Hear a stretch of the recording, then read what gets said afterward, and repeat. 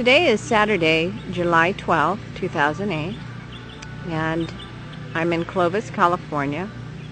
Clovis is in the Central Valley, and it's just east of Fresno, California.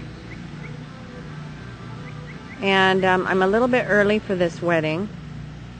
It looks like they're not quite completely set up.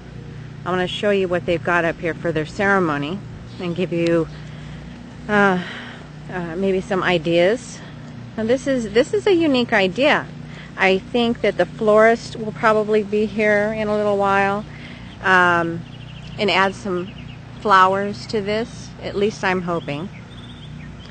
It looks like they've created this arch. I know the couple's family created this for them. It looks like it's maybe built with a wood frame, and then they covered it with some synthetic shrubbery type stuff here. So this is all plastic, but at a distance it looks real, and this is a very good idea. It's great to get your family involved with creative ideas to make your ceremony unique. And see these little ribbons here. I'm hoping and I'm assuming that some flowers are going to be added where these are put here. They're markers. Now, what I would suggest for this ceremony here, it seems like this couple really wants to be unique. You notice that the chairs are pretty plain. There's no... Now, of course, the florist may not have shown up yet. It's very possible. There could be some floral arrangements placed down the sides of the aisle here, a white aisle runner or a colored aisle runner. You can get some aisle runners that have the couple's initial put on them, and that's something some couples are doing. But what I would recommend to liven this area up would be to either put some chair sashes on the back of these chairs.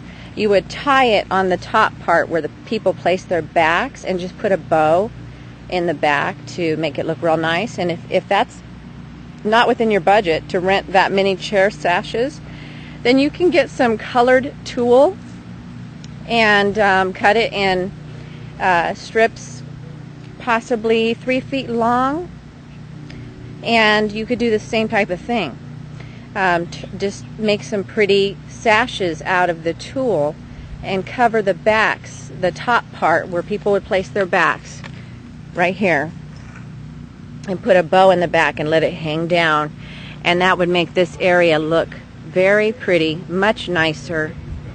And so later I'll show you this. If anything changes, I will show you what this looks like and what has been done with this later on.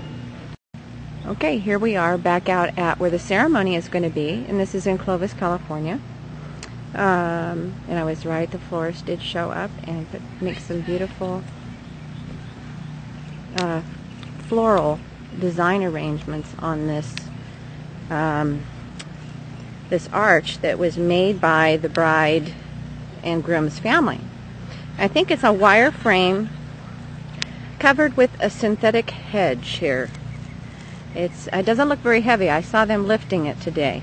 But they put some beautiful yellow flower arrangements on here to accent this. This is really beautiful. And of course the flowers for the day, the theme seems to be yellow and whites. And these are lined up down the aisle, the center aisle. Some candles. I don't know if they'll be lit or not. It's going to be daytime, but they'll probably be lit. I'll give you a view here. Once again, from the back, this is what the ceremony will look like. I don't know if there will be flowers sprinkled down the aisle here or not. It's a possibility by the little flower girl, but some couples have flowers put out before the ceremony by the decorator or the florist, just to decorate the aisle. I've seen a solid sheet of flowers put down the aisle. Something that I've seen that is really fairly new is couples will completely cover their aisle runner, that piece of paper that goes down the aisle, with flower petals, and that way they won't blow away.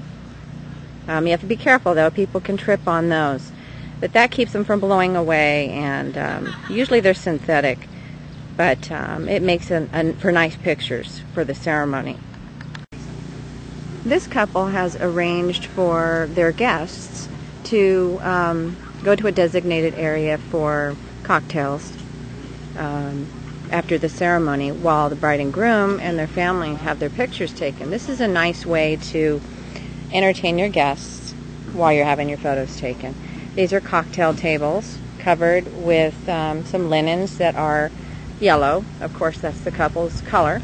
And they have these beautiful little centerpieces here with yellow and green roses. And there's some water in there, and there's some leaves folded up. It's real pretty.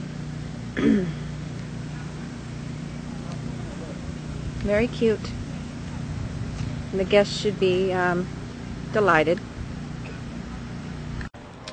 Here is our wedding cake. It looks like a fondant. It's a light tan and off-white fondant with yellow roses. Beautiful. Fondant usually stands up well in warmer weather, so you'll see a lot of fondant cakes in the summertime or the winter because they're simply beautiful. They're more of a piece of art rather than something that's edible. They're edible art, basically. There you go. It smells really good. It's always nice to have a cake that is a conversation piece at your wedding. Guests love to stand and talk about the cake.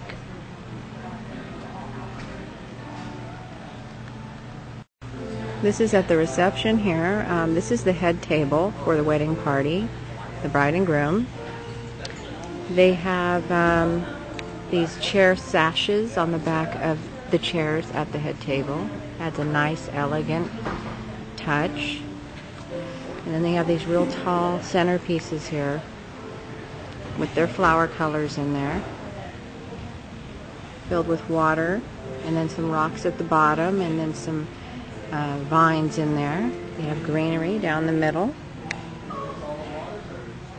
Very beautiful, very elegant looking.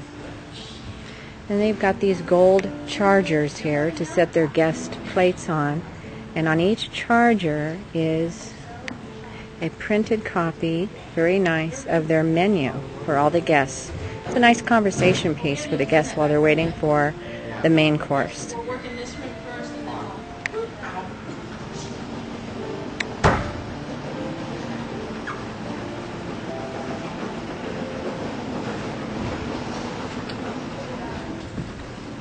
They're working, the staff is working right now at putting the final touches in here. You can see some of the tables have centerpieces that are simply floral arrangements, but every guest has the charger, the gold charger, and their own menu folded nicely in a white napkin. And then the guest chairs do not have the sashes. Overall, it's a very beautiful, elegant reception decor.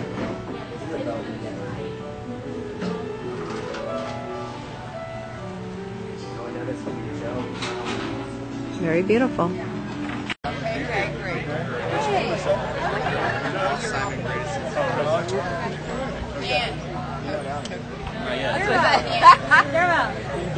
Are in it now.